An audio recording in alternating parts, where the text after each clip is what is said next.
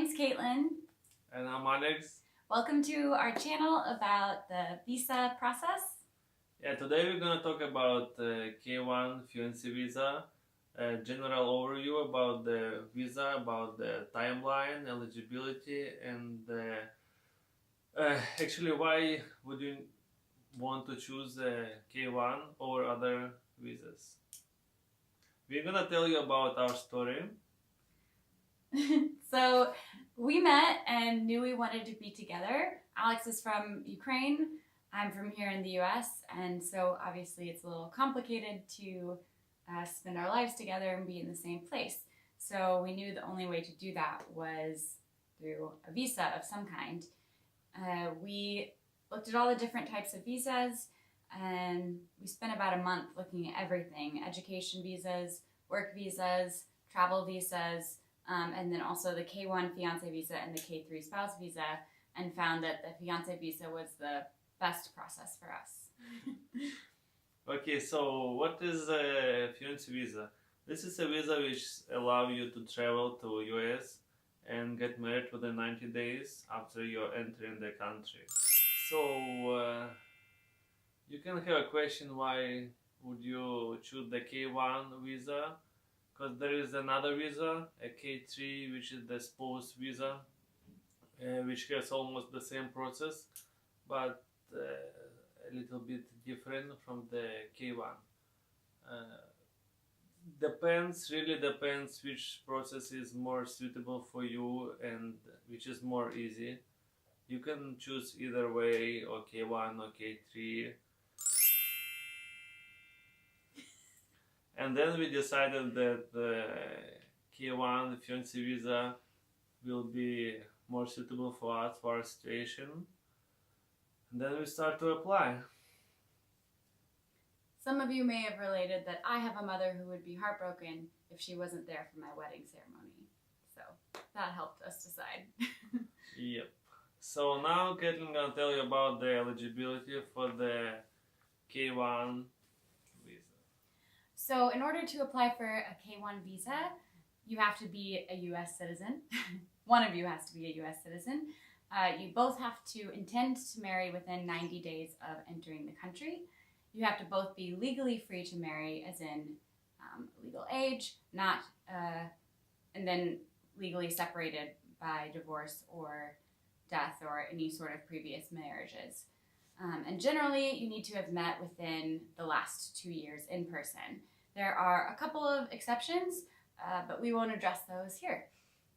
Some other videos say that you need to be engaged first, but that's actually not required. We were officially engaged after submitting our petition.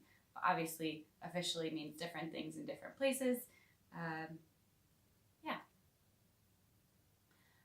Going into the timeline, it takes we took about a month to gather everything we needed for the petition. So you want to allot some time for preparation because you're gathering a lot of documents. Once you file your petition, you can check on the USCIS website, which will tell you, according to the processing center it gets sent to, how long your estimated wait time is.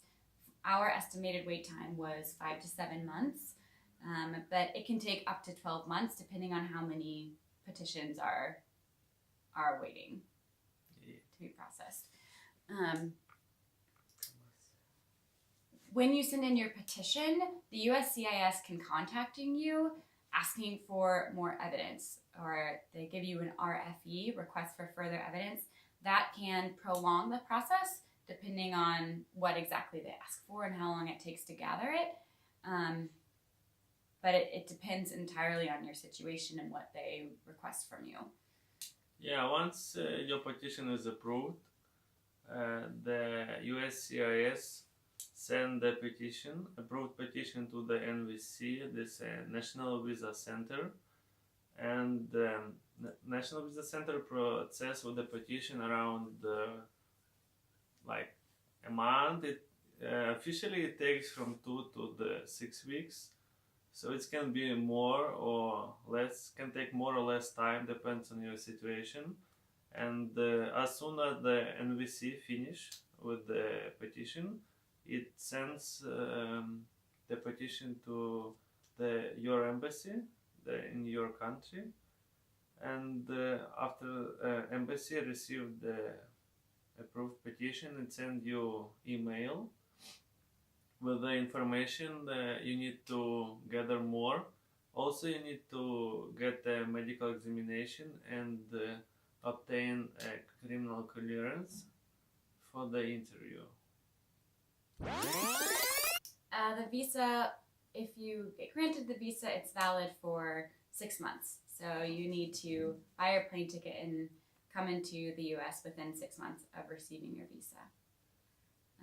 There are more steps involved after you enter the country, but we will talk about those steps in later videos, as this is specifically about the visa. Going into the next steps, particularly we're going to talk about the I-129F, which is the form you submit as your petition and all of the evidence required to submit with it. But in order to see that, watch our next video. You can learn how to file, how to prepare evidence, and how to get through some of the more challenging sections of the I-129F process. So make likes, subscribe on our channel, yeah. Watch next videos. See you soon. Bye. Bye.